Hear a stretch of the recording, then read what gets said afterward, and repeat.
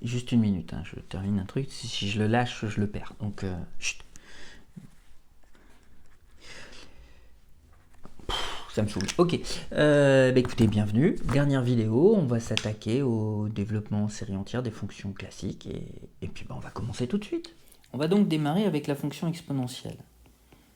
Pour tout complexe, l'exponentielle de z est donc définie comme la somme de cette série entière, dont le rayon de convergence est égal à plus l'infini. Donc ça marche vraiment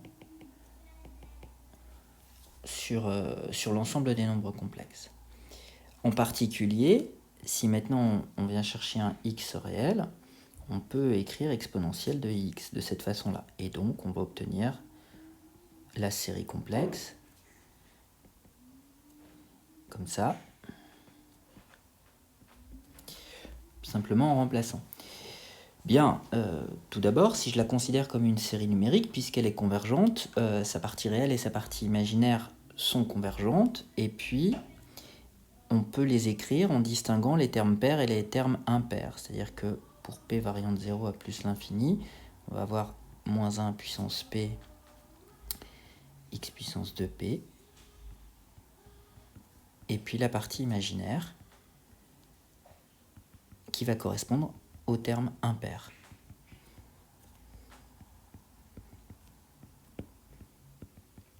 Alors, c'est assez simple, hein. C'est-à-dire que si n est égal à 2p, c'est-à-dire si n est un nombre pair, eh bien i puissance n, c'est moins 1 puissance p, et on a un nombre réel. Et si n est un nombre impair, eh bien i puissance n, c'est moins 1 puissance p fois i. Et on a le résultat. Il est très facile de vérifier que les séries mises en jeu ont tout un rayon de convergence égal à plus l'infini, et donc on a une égalité de séries.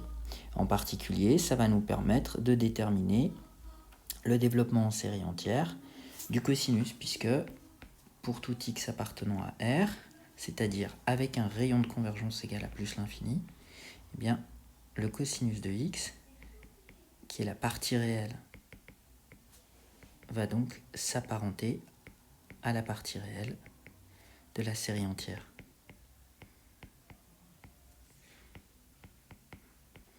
Et bien entendu, sous les mêmes conditions, et aussi avec un rayon de convergence égal à plus l'infini, le sinus, qui est la partie imaginaire, va correspondre à la partie imaginaire de la série entière complexe. Vous remarquez en passant qu'on a bien une généralisation des développements limités. En fait, si vous connaissiez vos développements limités, vous connaissez déjà les développements en série entière du cosinus et du sinus. Donc maintenant qu'on a le développement en série entière des fonctions cosinus et sinus, donc des fonctions trigonométriques classiques, on va aller chercher le développement en série entière des fonctions trigonométriques hyperboliques. Alors en repartant du développement en série entière de l'exponentielle, cette fois-ci je vais partir directement des nombres réels, donc rayon de convergence égal à plus l'infini, la formule est valable pour n'importe quel réel. On obtient cette formule-là qui est finalement assez magique parce qu'elle est extrêmement simple et elle nous fournit beaucoup de choses. Bien maintenant, si on applique la même formule mais pour moins x, on va récupérer cette formule-ci. Et à ce moment-là, puisque les deux séries ont un rayon de convergence égal à plus l'infini, on peut les additionner comme on veut avec toutes les valeurs qu'on veut, et en particulier, on peut écrire l'exponentielle de x plus l'exponentielle de moins x.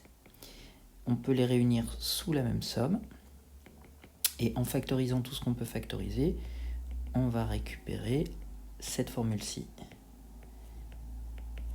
On voit bien que le terme dans la parenthèse est nul si n est impair, et sinon il vaudra 2 si n est pair. Et à ce moment-là, pour tout n pair, on peut le sortir. Et donc, on peut le mettre en facteur et obtenir bien la somme des x puissance 2p sur la factorielle de 2p pour p variant de 0 à plus l'infini.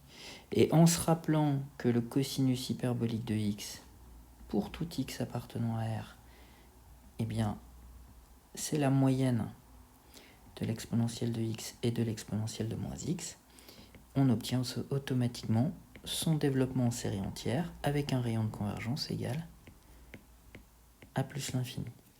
Je vous invite à faire le même calcul, d'accord, mais cette fois-ci en faisant la différence de l'exponentielle de x et de l'exponentielle de moins x pour attraper le développement en série entière du sinus hyperbolique cette fois-ci.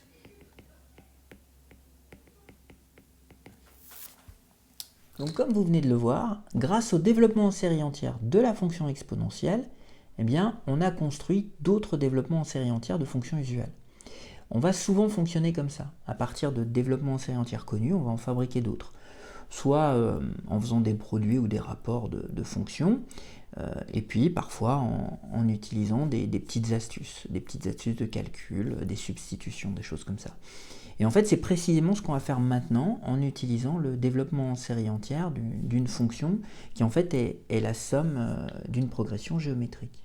Comme dans le cas de l'exponentielle complexe, pour tout z complexe de module strictement plus petit que 1, la somme de la série géométrique des zk eh bien, est convergente et vaut 1 sur 1 moins z. Donc on vient d'obtenir, avec un rayon de convergence égal à 1, le développement en série entière de cette fonction-là. Si on passe au cas réel, eh bien, ça veut dire que avec un rayon de convergence égal à 1, la somme des xk est égale à 1 sur 1 moins x. Et avec un rayon de convergence égal à 1, eh bien, si x est compris entre moins 1 et 1, moins x est également compris entre moins 1 et 1. Donc je peux substituer, remplacer x par moins x dans la formule précédente pour obtenir cette formule-ci.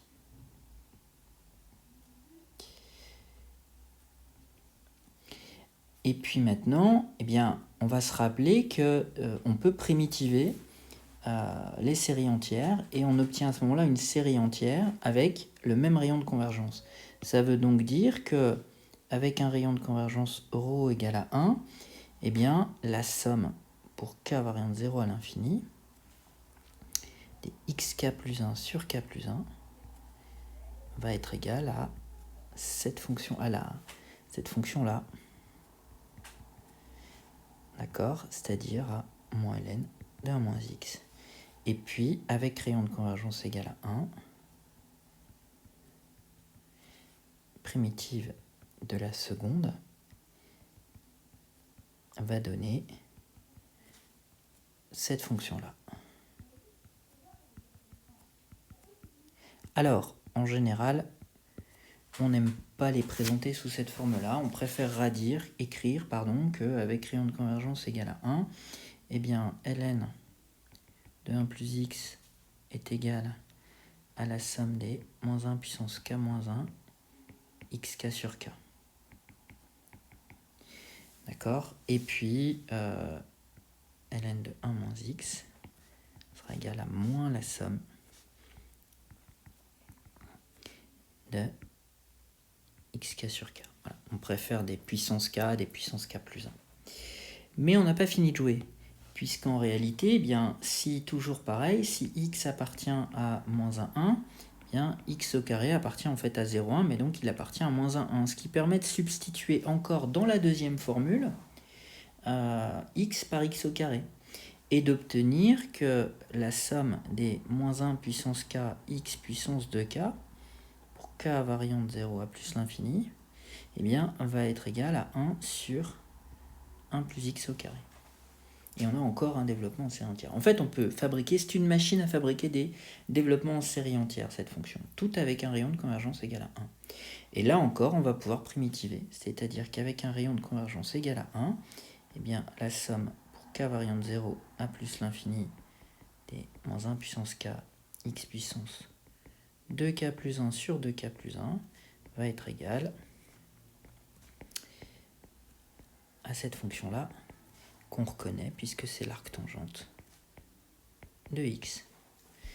Donc finalement, avec une formule de départ complexe, on vient pas moins de récupérer de cette façon-là, eh bien, un développement, deux développements, 3 développements, 4 développements, 5 développements, 6 développements, et on pourrait continuer puisque rien ne nous empêche de fabriquer, si ça nous chante, d'accord, avec rayon de convergence égal à 1, eh bien le développement en série entière de 1 plus xp, ou encore de 1 sur 1 moins xp. Voilà, pour n'importe quel p entier.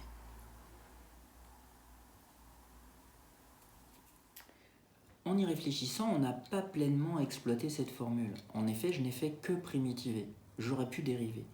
Et en fait, si vous regardez les dérivées successives de la fonction qui a x associe 1 sur 1 plus x, vous allez récupérer des formules du type 1 plus x le tout à la puissance moins p, où p est un entier, que normalement on devrait calculer en utilisant la formule du binôme généralisé. Sauf que c'est beaucoup plus facile d'obtenir une formule générale à partir des dérivées successives de la fonction qui a x associe 1 sur 1 plus x qu'à partir du binôme généralisé. En revanche, il y a des cas où le binôme généralisé est incontournable, et en fait, c'est ce qu'on va voir maintenant. Je commence par vous rappeler la formule du binôme généralisé. Donc elle a un rayon de convergence égal à 1. Donc pour tout x compris entre moins 1 et 1, eh bien 1 plus x à la puissance alpha, alors j'ai oublié de le dire, mais alpha est un réel non nul, eh bien c'est la somme, voilà, de cette formule-ci. Elle est simple à écrire parce qu'en réalité, toute la complexité était cachée sous le tapis à travers ces coefficients binomiaux généralisés. Donc je vous rappelle également la définition, d'accord, ça c'est 1 si k est nul. Et sinon, ça va être une formule...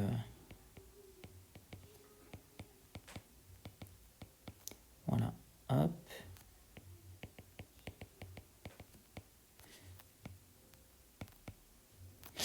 Voilà, je vous rappelle qu'il y a autant de facteurs en haut et en bas, donc il y en a k. Et puis que la somme de deux termes qui sont l'un en dessous de l'autre est toujours la même, donc alpha plus 1 dans ce cas-là. Alors en fait, on va appliquer cette formule-là, mais l'objectif c'est de trouver le développement en série entière de la fonction qui à x va associer 1 sur la racine de 1 moins x au carré. Et ça, finalement, c'est 1 moins x au carré à la puissance moins 1 demi. Donc, c'est cette formule avec un alpha égal à moins 1 demi. Alors, on va l'appliquer tout bêtement. Et on va écrire que c'est donc la somme pour k variant de 0 à plus l'infini de donc k parmi moins 1 demi moins x au carré à la puissance k. Je vais séparer le terme qui a une définition différente, c'est-à-dire le premier terme de cette formule, et je vais traiter après le reste. Donc finalement, on a un moins 1 puissance k et un x puissance 2k. Ok. Alors, tout l'enjeu va être de trouver une formule plus sympathique pour le k parmi moins 1 demi. Donc, on y va. K parmi moins 1 demi, j'applique la formule. C'est donc moins 1 demi fois moins 1 demi moins 1 jusque donc moins 1 demi moins k plus 1 et au dénominateur 1 fois 2 fois k. Bon, il y a un certain nombre de choses qui sont un peu pénibles comme ça. Je ne vais pas chercher à calculer les coefficients tout de suite, c'est pas utile. Par contre, ce que je remarque, c'est que tous les produits, tous les termes du produit, tous les facteurs du numérateur sont négatifs. Donc, je vais mettre moins 1 en facteur. Et il y a k facteurs, puisqu'il y a autant de facteurs en haut et en bas. Donc, je vais avoir un moins 1 puissance k. Et ensuite, je vais récupérer 1 demi fois 1 demi plus 1 fois 1 demi plus k moins 1. Donc là maintenant tous mes facteurs sont devenus positifs et j'ai toujours la même chose au dénominateur. Ok. Alors les 1 demi au numérateur c'est assez pénible, donc je vais mettre 2 en facteur. 2 se met en facteur dans chaque facteur et encore une fois il y a k facteurs. Donc je vais récupérer cette formule moins 1 puissance k, 2 puissance k, donc ça c'est tous mes 2 en facteur. Et donc au numérateur, j'ai 1 fois 1 plus 2 fois 1 plus 2k moins 2.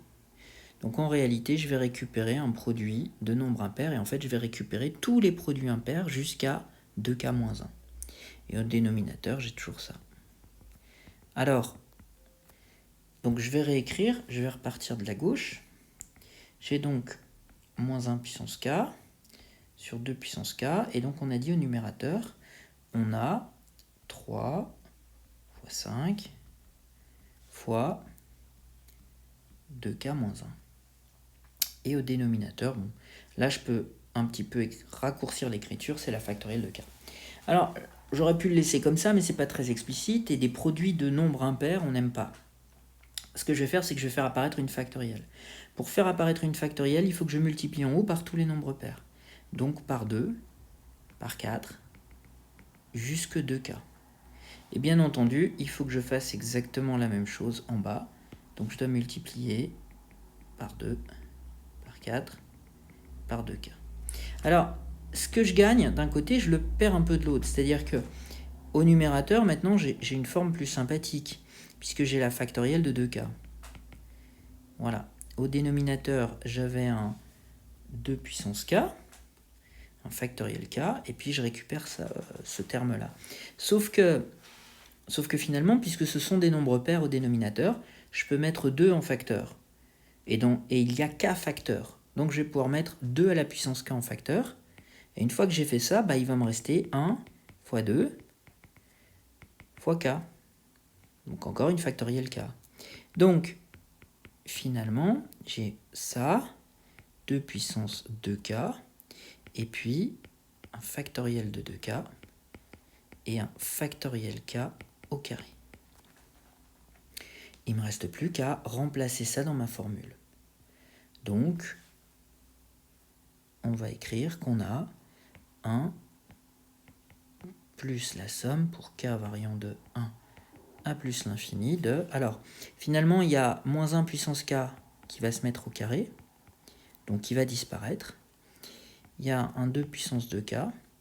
Et puis, en réalité, ce terme-là, en fait, ce terme-là, c'est un k parmi 2k.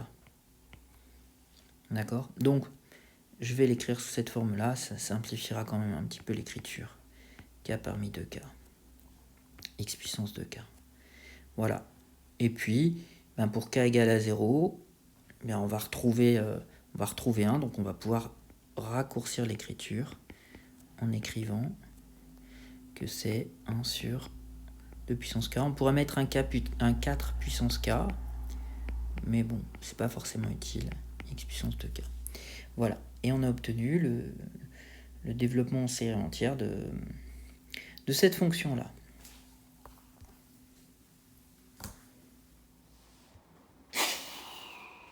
Mais par quel processus mental quelqu'un comme ça un jour a envie de calculer le développement en série entière de 1 sur racine carrée de 1 moins x au carré? Ça, normalement, c'est ce que vous devez être en train de vous dire. Et en temps normal, je vous aurais répondu parce que c'est fun et parce qu'on sait le faire. Mais en réalité, ici, il y a une raison un poil plus sérieuse, c'est que c'est la dérivée d'une fonction usuelle. C'est la dérivée de l'arc sinus de x. Et là encore, on va primitiver pour obtenir le développement en série entière de l'arc sinus de x. Ok, alors on repart de la petite formule qu'on vient de démontrer. Donc pour tout x dans moins 1, 1. Donc la fonction qui à x associe 1 sur racine carrée de 1 moins x au carré, possède un développement en série entière, on vient de le voir, et on vient de le calculer. Il est donné par cette formule, qui est un petit peu barbare. Encore une fois, je pourrais mettre 1 sur 4 à la puissance k. D'accord? Voilà, x puissance 2k. Et donc, puisque une série entière peut se primitiver et que la série primitive va avoir le même rayon de convergence, ça veut dire qu'avec un rayon de convergence égal à 1, la somme pour k variant de 0 à plus l'infini de, donc ça ne change pas, ça non plus, et puis x2k plus 1 sur 2k plus 1. Ça va être égal à cette fonction-ci. Et je vous ai un petit peu dévoilé l'affaire, puisque je vous ai bien dit que ça, c'était l'arc sinus de x. Voilà. Et donc on vient d'obtenir encore un nouveau développement en série entière. Donc là on voit comment obtenir pas mal de séries entières, on verra d'autres choses en exercice, et notamment à titre d'exercice, vous pourriez aller chercher le développement en série entière de cette fonction-ci. D'accord ? En fait, par rapport à tous les calculs qu'on a fait, la seule chose qui va changer, c'est qu'il y a un moins 1 puissance k qui va rester. Et à ce moment-là, vous obtiendriez le développement en série entière de la fonction réciproque du sinus hyperbolique, c'est-à-dire l'arg sh de x.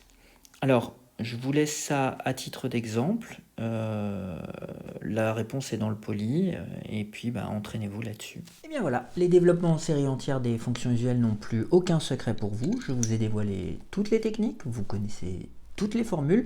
Vous n'avez plus qu'à vous entraîner pour être prêt pour le test de lundi. Non, je déconne. J'aime bien faire des vannes.